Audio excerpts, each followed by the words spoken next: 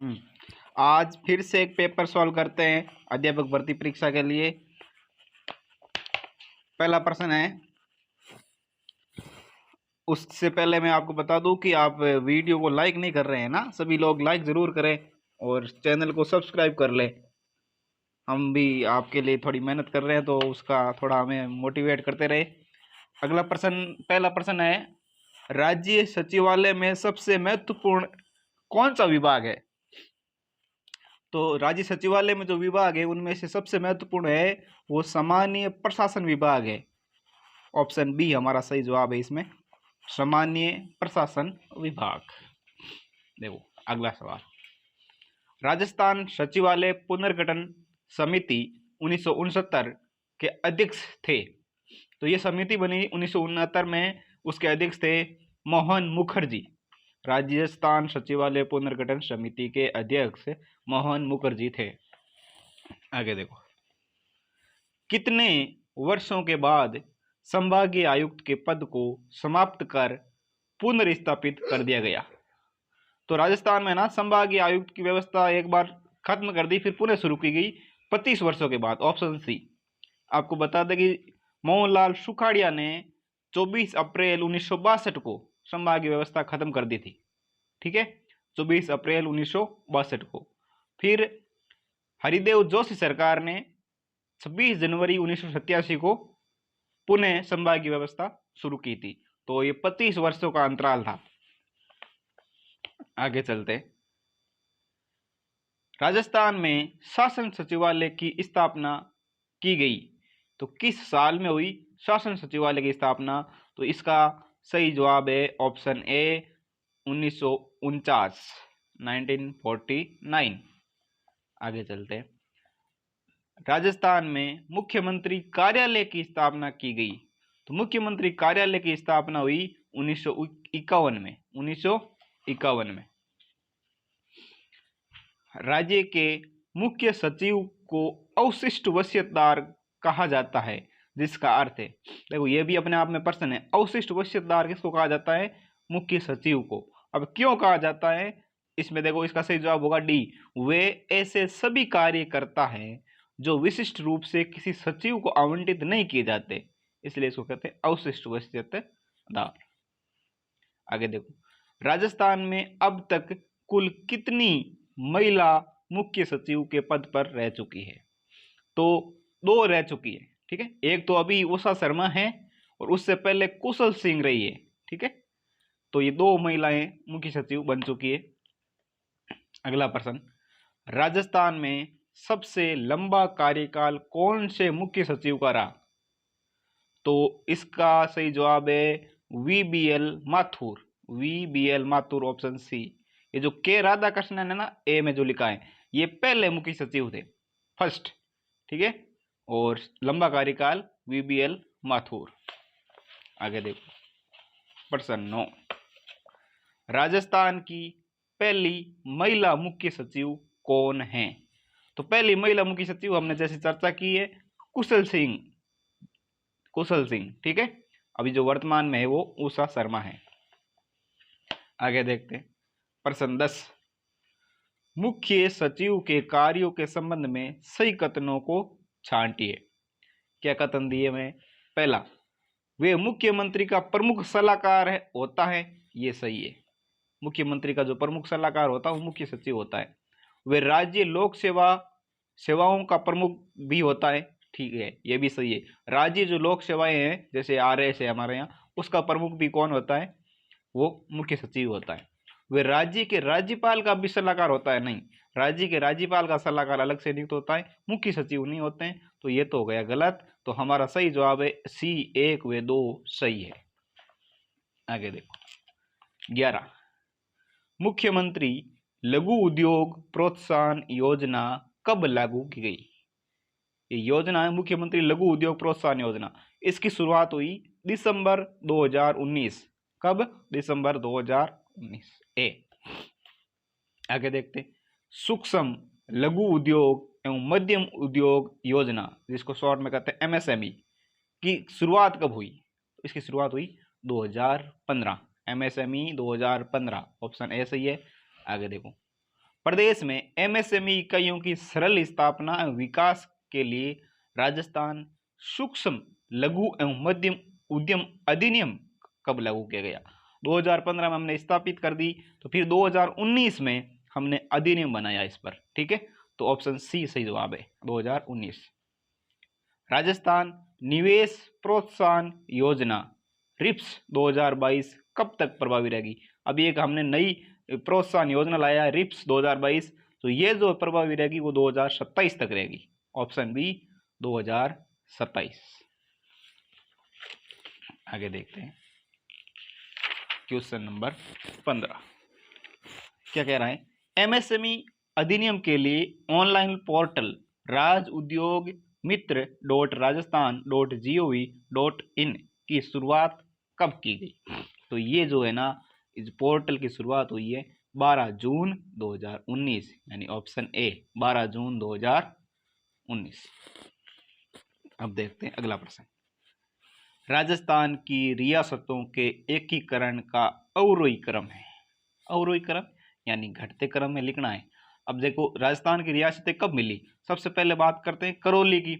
तो करौली तो अलवर भरतपुर धौरपुर करौली पहले चरण में मत्स्य संघ के साथ मिली, तो डेट क्या थी? 18 मार्च 1948। 18 मार्च 1948।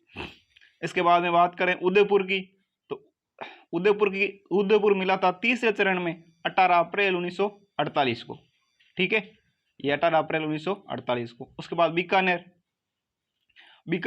ये जब सारी बड़ी रियासतें मिली थी 30 मार्च 1949 को।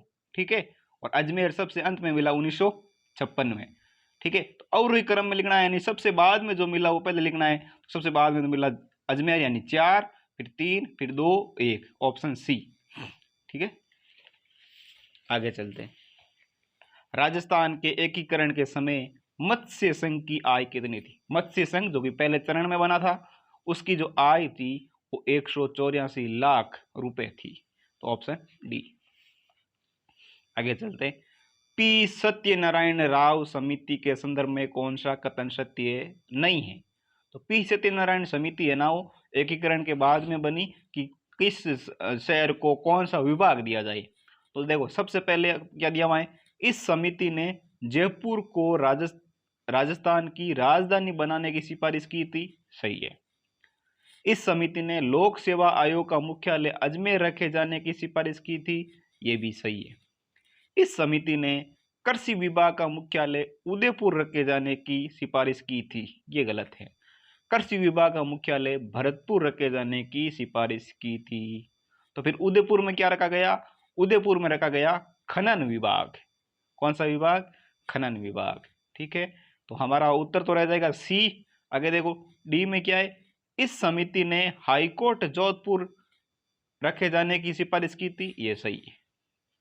आगे चलते हैं। वृद्ध राजस्थान का उद्घाटन 30 मार्च 1949 को किसके द्वारा किया गया? वृद्ध राजस्थान जो है वो 30 मार्च 1949 को गठित हुआ चौथे चरण में। तो इसका जो उद्घाटन करने के लिए स्वयं सरदार वल्लभ भाई पटेल आए थे। ठीक है, ऑप्शन डी। ये जो जवाहरलाल नेहरू है, ये तो तीसरे चरण में जब उदयपुर मिला ना, उस समय जवाहरलाल नेहरू ने उद्घाटन किया था। और एन.वी. गॉडगिल ने तो पहले और दूसरे चरण का उद्घाटन किया था। ठीक है, ये उद्घाटन की कुछ बातें थी। अब देखते हैं आगे। यहाँ पर करना है सुमेलित, और उस संघों में कौन प्रधानमंत्री कौन रहे? देखो यहाँ प्रधानमंत्री नाम दिए गोकुललाल असावा, शोभालाल कुमावत, हीरालाल शास्त्री, माणिकलाल वर्मा, और यह संघ दिए। अब देखो मत्स्य संघ तो सबसे पहले बना था, उसके अध्यक्ष कौन थे? उसके तो थे शोभालाल कुमावत, तो बी से मिल जाएगा एक। ठीक है, संयुक्त राजस्थान संघ, संयुक्त राजस्थान संघ इसमें थे जो माणिकलाल वर्मा। ठीक है, जब उदयपुर में लाया गया था। ठीक है, तो इसमें माणिकलाल वर्मा। उसके बाद में पूर्वी राजस्थान संघ, पूर्वी राजस्थान संघ के थे गोकुललाल असावा, ऐसे मिलेगा ये। और वृद्ध राजस्थान संघ के जो बनाए गए बाद में वृद्ध के सबसे जो हीरालाल शास्त्री। ठीक है, 1949 को। तो ये हो गए, इससे मिलान कर दिया। इस हिसाब से डी हमारा सही जवाब रहेगा। आगे चेक करते हैं प्रश्न क्या है 21। संयुक्त राजस्थान का उद्घाटन कब किया गया? संयुक्त राजस्थान का उद्घाटन हुआ 18 अप्रैल 1948 को। ठीक है, अब ये कुछ एकीकरण और संबंधित जो तिथि है वो ध्यान से देखना, कहाँ गलती हुई है इसमें देखना, सुमेलित नहीं है।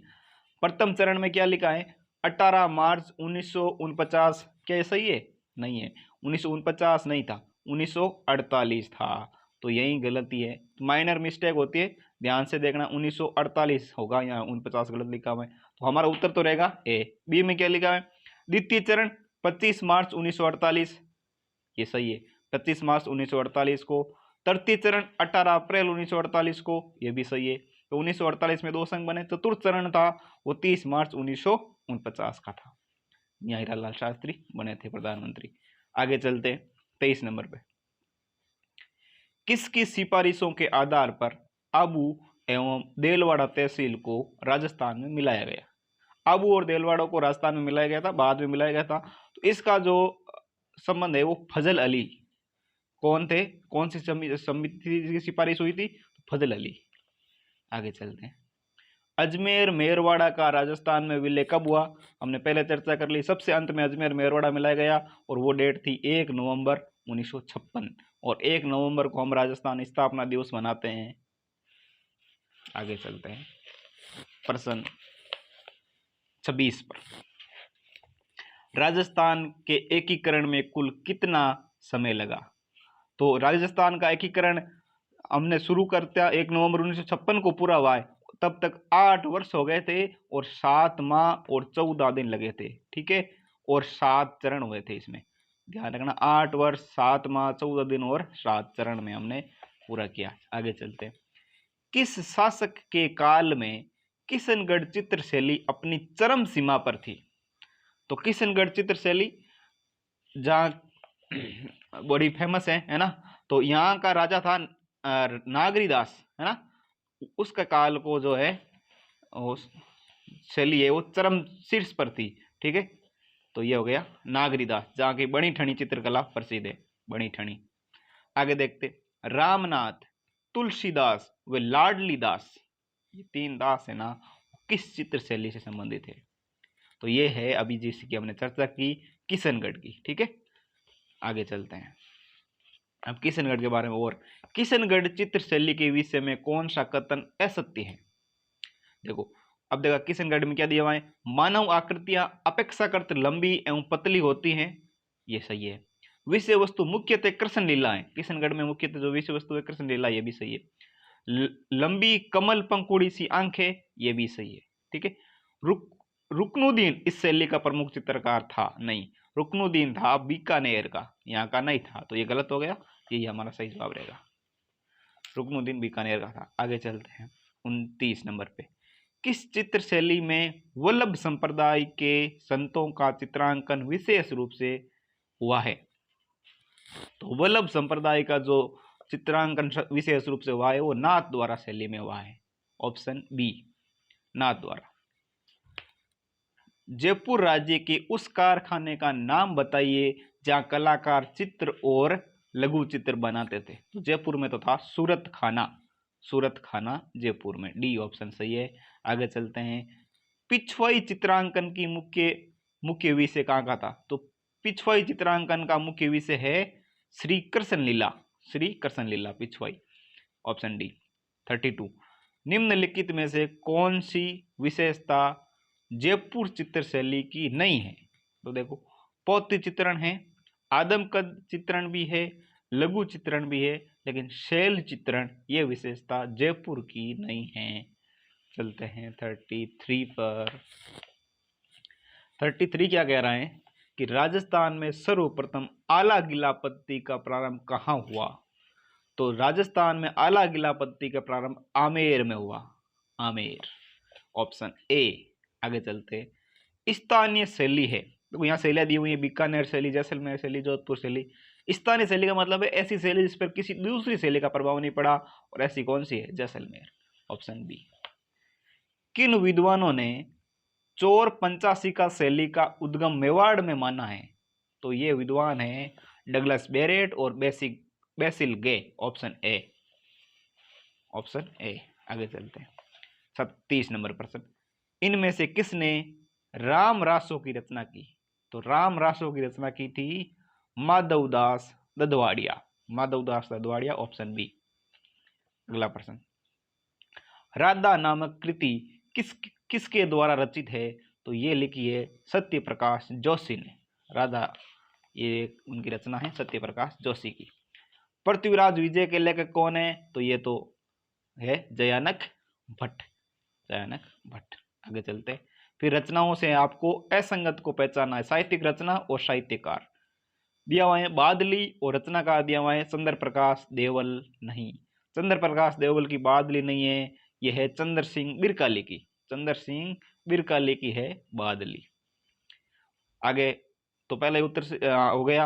आगे बुद्धि विलास तो है बखत राम शाह का। मेघमाला है सुमेर सिंह शेखावत की। और बाता में भूगोल हरीश भदानी का। इंपोर्टेंट रचना है बाता में भूगोल हरीश भदानी।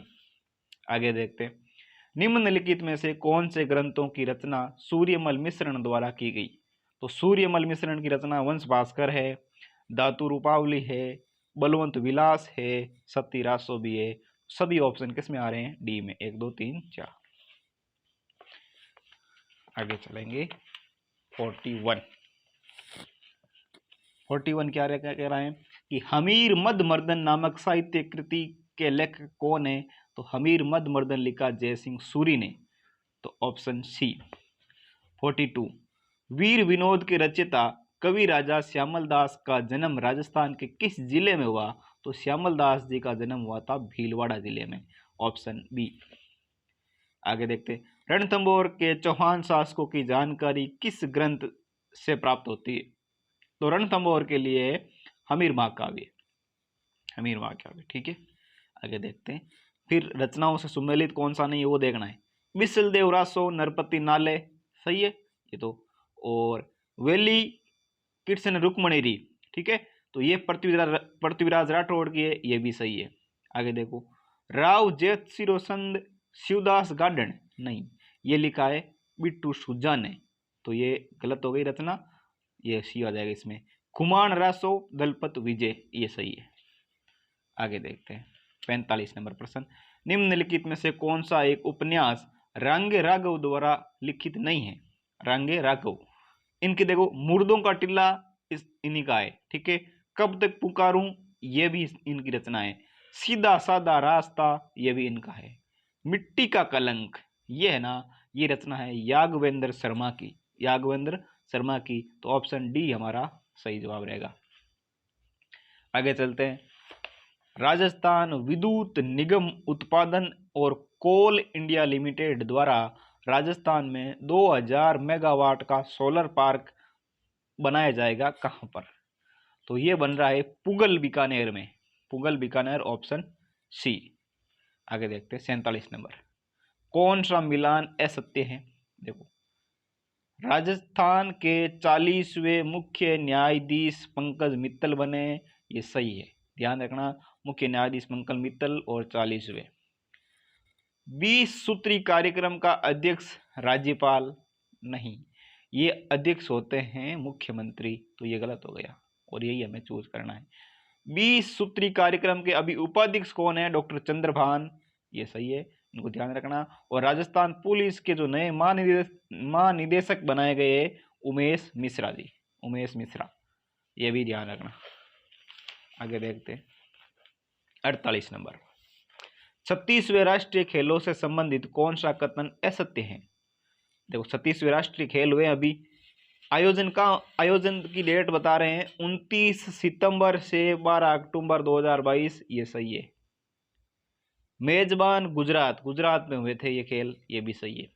राजस्थान ने कुल 30 पदकों के साथ 20वां स्थान प्राप्त किया, ये भी बिल्कुल सही है, तो सभी कथन सत्य, ऑप्शन डी। आगे, इंडिया स्टोन मार्ट 2022 का आयोजन कहाँ हुआ? तो इंडिया स्टोन मार्ट का आयोजन हुआ था जयपुर में, तो ऑप्शन ए। 50, राजस्थान में जियो 5G की शुरुआत कहाँ से हुई? तो यह हुई थी नाथ द्वारा राजसमंद में, तो ऑप्शन ए। चलते हैं 51, निम्नलिखित में से किसे राजस्थान रत्न 2022 पुरस्कार नहीं दिया गया? तो देखो पहला ऑप्शन है सीन काप निजाम उर्दू शायर, इनको दिया गया है। आर एम लोढ़ा पूर्व मुख्य न्यायाधीश, इनको भी दिया गया है। अनिल अग्रवाल वेदांता ग्रुप के चेयरमैन, इनको भी दिया गया है। गुलाब कोठारी पत्रकार, इनको नहीं मिला है। तो ऑप्शन डी हमारा सही जवाब रहेगा। दुनिया की सबसे ऊंची शिव प्रतिमा विश्वास स्वरूपम, तो शिव प्रतिमा जिनका नाम है विश्वास स्वरूपम, ऊंचाई है 369 फीट, कहाँ स्थापित की गई? तो ये नाथ द्वारा राजसमंद, ऑप्शन ए।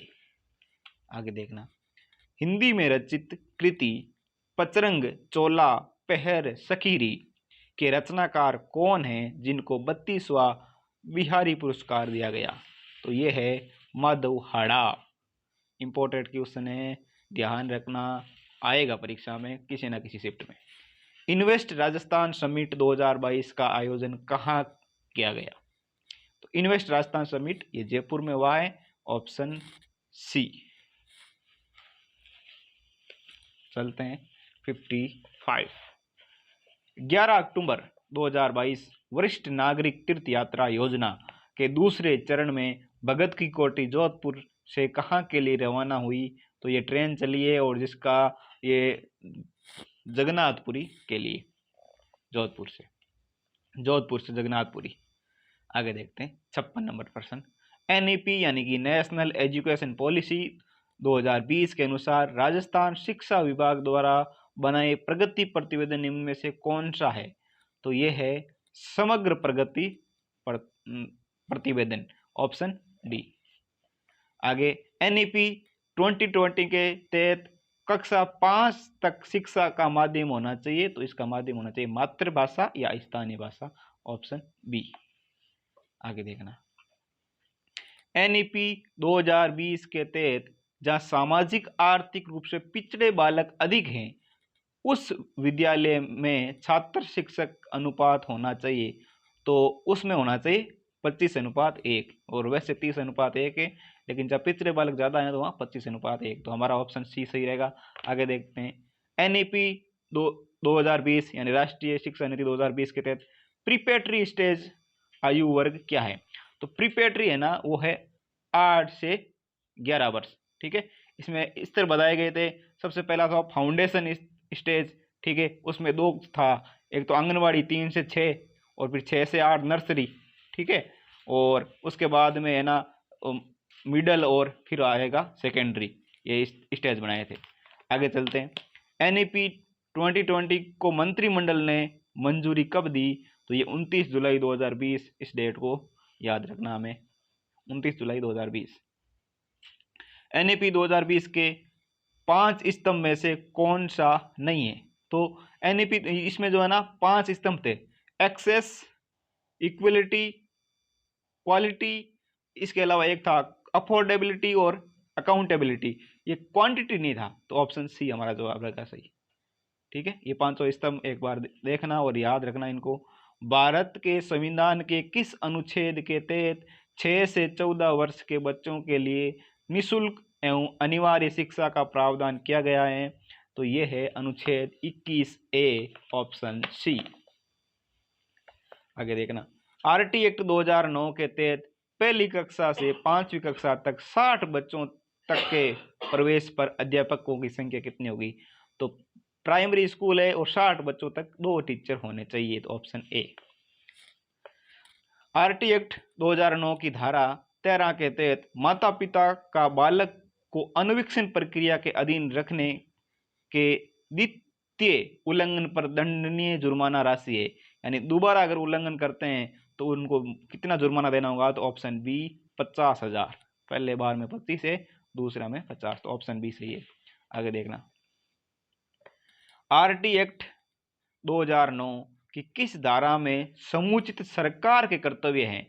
तो ये है ना धारा 8 में है समुचित सरकार के कर्तव्य।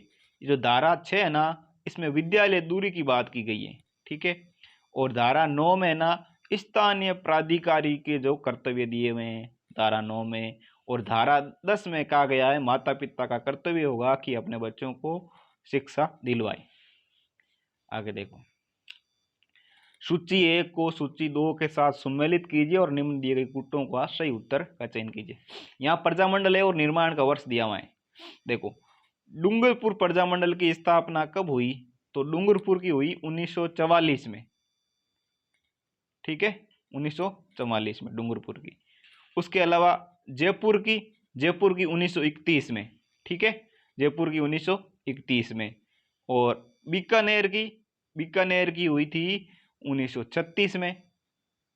और पीछे बचा अलवर की 1938 में। 38 में है ना, बहुत से प्रजामंडलों की स्थापना हुई। इसमें देख लेना, अलवर, भरतपुर, धौलपुर, करौली, ये 4 तो है ही। इसके अलावा शाहपुरा और भीलवाड़ा भी है। ठीक है, और 1945 में 3 की हुई, बांसवाड़ा, जैसलमेर और प्रतापगढ़। इनका ध्यान रखना। आगे चलते हैं। इसके अलावा कोटा और किशनगढ़ है ना, इनकी 1939 में हुई है। ऐसे आप 2 बार देखोगे तो याद हो जाएगा। अगला देखना, निम्न में से कौन सा युग में सही सुमेलित नहीं है, प्रजामंडल से संबंधित है? जैसलमेर राज्य प्रजामंडल मीठालाल व्यास, सही है ये। डूंगरपुर राज्य प्रजामंडल भोगीलाल पंड्या, ये भी सही है। बीकानेर राज्य प्रजामंडल मग्गाराम वैद्य, ये भी सही है। झालावाड़ राज्य प्रजामंडल कन्हैयालाल मित्तल नहीं है, झालावाड़ में मांगीलाल। ठीक है, तो ऑप्शन डी हमारा जवाब रहेगा।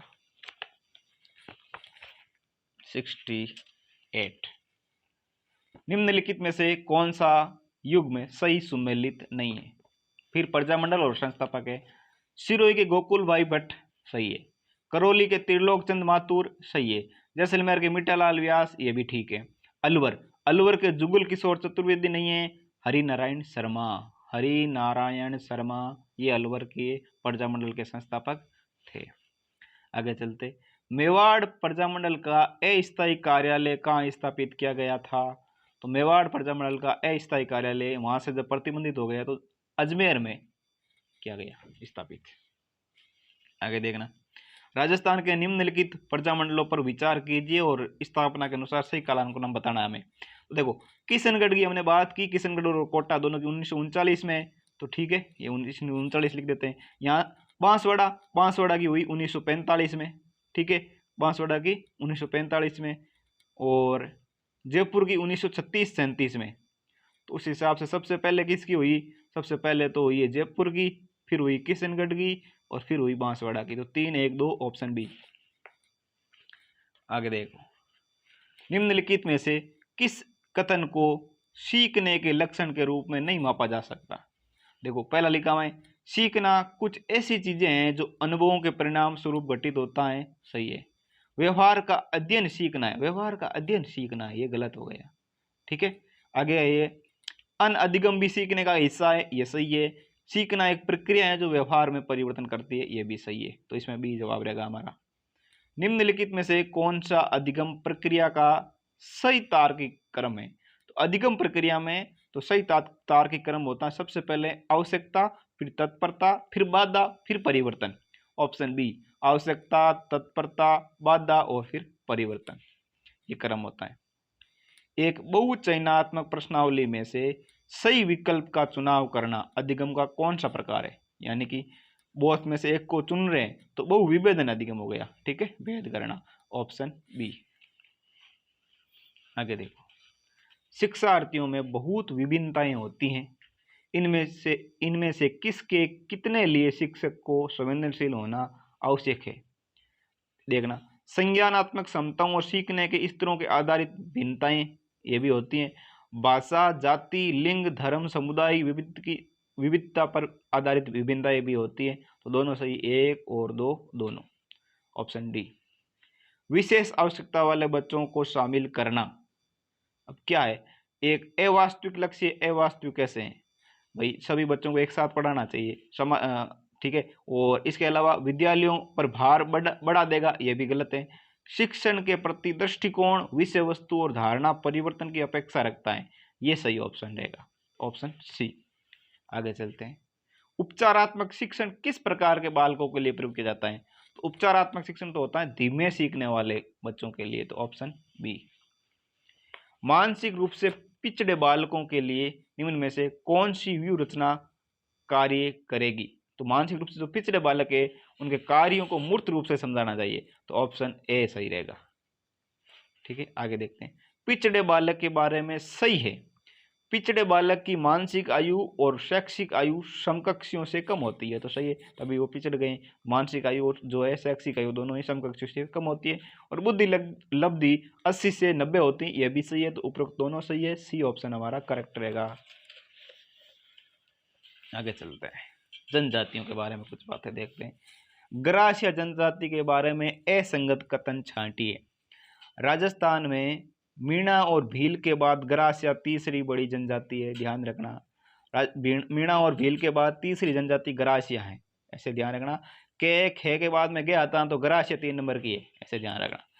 उसके बाद में ग्रासिया जनजाति में मृत्यु भोज को हेलरू कहते हैं, ये गलत है। मृत्यु भोज को हेलरू नहीं कहता है, कादिया या मैक कहते हैं, ठीक है।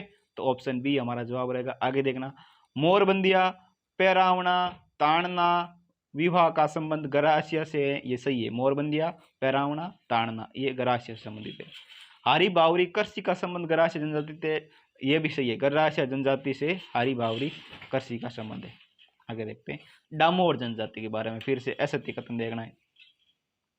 ये जनजाति मुख्यतः राज्य के पूर्वी भाग में पाई जाती है, तो पूर्वी भाग में नहीं रहती है। ग्रासिया जनजाति का मूल स्थान तो है गुजरात, तो यह डूंगरपुर बांसवाड़ा में रहती है, राजस्थान में डूंगरपुर बांसवाड़ा में, तो पूर्वी भाग वाला गलत हो गया। इसके द्वारा होली के अवसर पर आयोजित कार्यक्रम चाड़िया कहलाता है, ये भी ठीक है, इसको भी ध्यान रखना। होली पे प्रोग्राम करते हैं जिनको चाड़िया कहते हैं। इस जनजाति में पुरुष भी स्त्रियों की भांति गहने पहनने के शौकीन होते हैं, पुरुष भी गहने पहनते, ये भी सही है। छेला बाबूजी के मेले और 11 की रेवड़ी के जो मेला है रेवाड़ी, 11 की रेवाड़ी का मेले का संबंध भी डामोर जनजाति से है, ये भी इनके बारे में सही है। आगे देखते हैं, शहरिया जनजाति के बारे में असंगत कथन देखना है फिर से। अब शहरिया जनजाति आ गई। ये जनजाति 12 जिले के किशनगंज और शाहबाद तहसीलों में रहती है, ये सही है। 12 में रहते हैं शहरिया और इनकी तहसील है किशनगंज और शाहबाद। ये जनजाति का मुख्य व्यवसाय भीख मांगना है, भीख मांगना ऐसा कोई इनका काम है नहीं, तो ये ऑप्शन ही हमारा सही जवाब रहेगा। आगे देखते हैं, राजस्थान में एकमात्र आदिम जनजाति समूह में सम्मिलित है, यह ध्यान रखना। एकमात्र जनजाति जो आदिम जनजाति समूह में शामिल है राजस्थान की, वो है शहरिया, ये भी सही तथ्य है। इस जनजाति के द्वारा मृत्यु भोज कहते हैं लोकामी, इनका जो मृत्यु भोज होता है वो लोकामी कहलाता है शहरिया का। आगे देखते हैं, अब बात करेंगे मीणा की। मीणा जनजाति के बारे में असंगत कथन है। मीणाओं का उल्लेख मत्स्य पुराण में मिलता है, सही है। मोरनी मानना प्रथा का संबंध मीणा जनजाति से, ये भी सही है। कर्नल जेम्स टोड ने मीणाओं का मूल स्थान काली खो पर्वतमाला बतलाया है, ये भी सही है। जनसंख्या की दृष्टि से राजस्थान की दूसरी सबसे बड़ी जनजाति है, नहीं, मीणा तो पहली सबसे बड़ी है, दूसरे नंबर पे भील है, तो ऑप्शन डी हमारा जवाब रहेगा। आगे चलते हैं, शहरिया विकास कार्यक्रम किस वर्ष शुरू किया गया? तो ये हुआ था 1977-78 में, ऑप्शन ए। कौन सा कथन असत्य है? अब देखना जनजाति के बारे में। कंजर एक घुमंतु जनजाति है जो अपराध वृत्ति के लिए प्रसिद्ध है, ये तो सही है। कंजर जनजाति मुख्यतः हाड़ौती क्षेत्र में निवास करती है, ठीक है, हाड़ौती क्षेत्र में रहती है।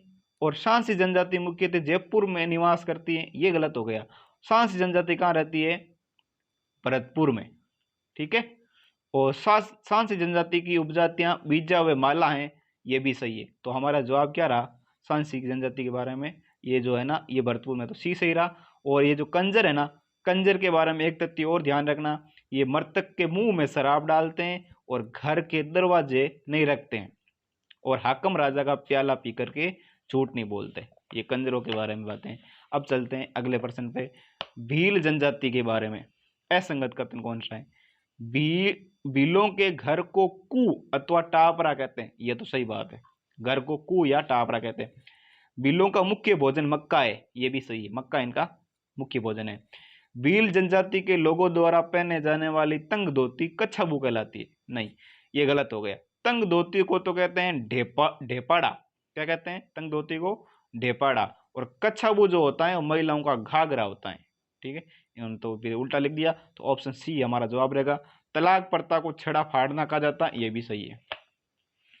आगे देखना, राजस्थान जनजाति क्षत्रिय विकास सहकारी संघ की स्थापना किस वर्ष हुई? तो ये 1976 में हुई इसकी स्थापना, ऑप्शन सी।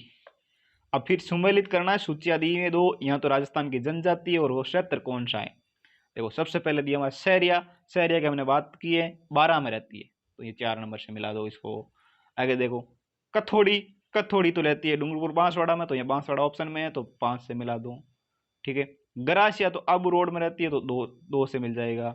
और रेबारी जो जाती है, जो ऊंट पालक जाती है, ये मारवाड़ में रहती है। ठीक है, आगे देखते हैं, तो ये मिलान हो जाएगा, सी सही हो जाएगा।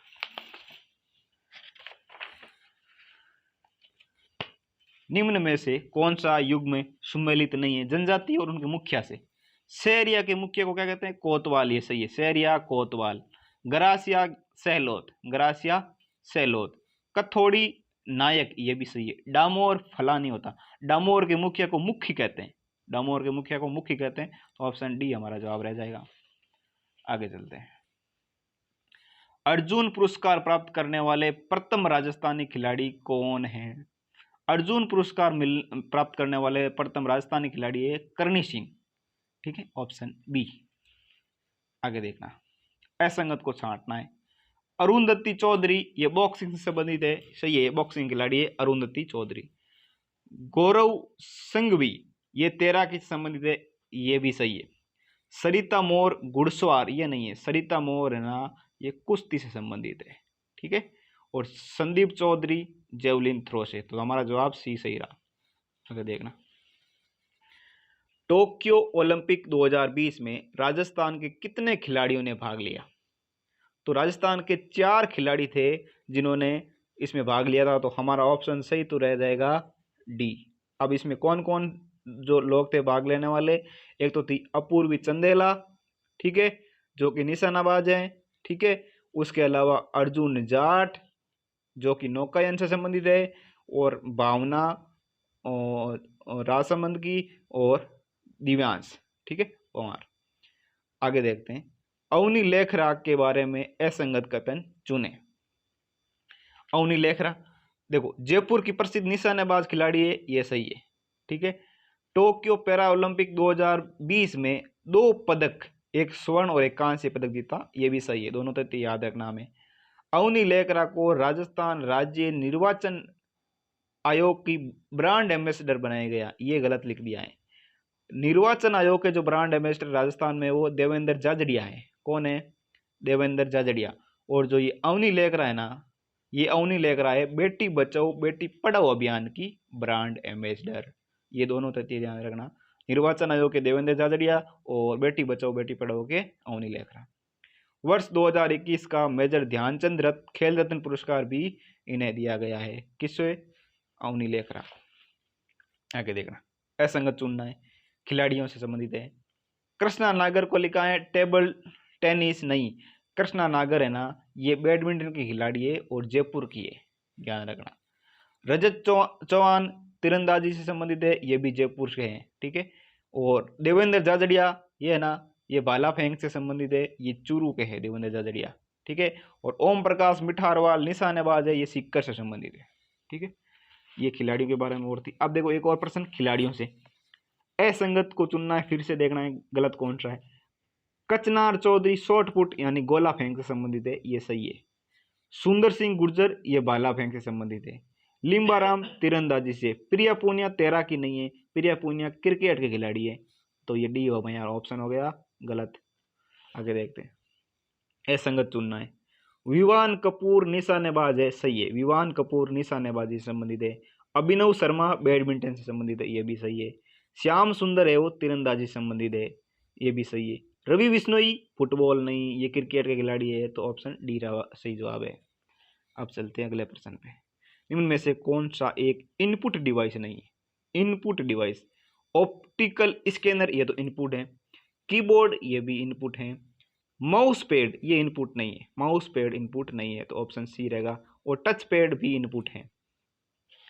डिवाइसेज जैसे कि मॉनिटर तथा प्रिंटर जो कंप्यूटर से जुड़े होते हैं क्या कहलाते हैं, वो कहलाते हैं पेरिफेरल डिवाइसेस, यानी ऑप्शन सी पेरिफेरल डिवाइसेस।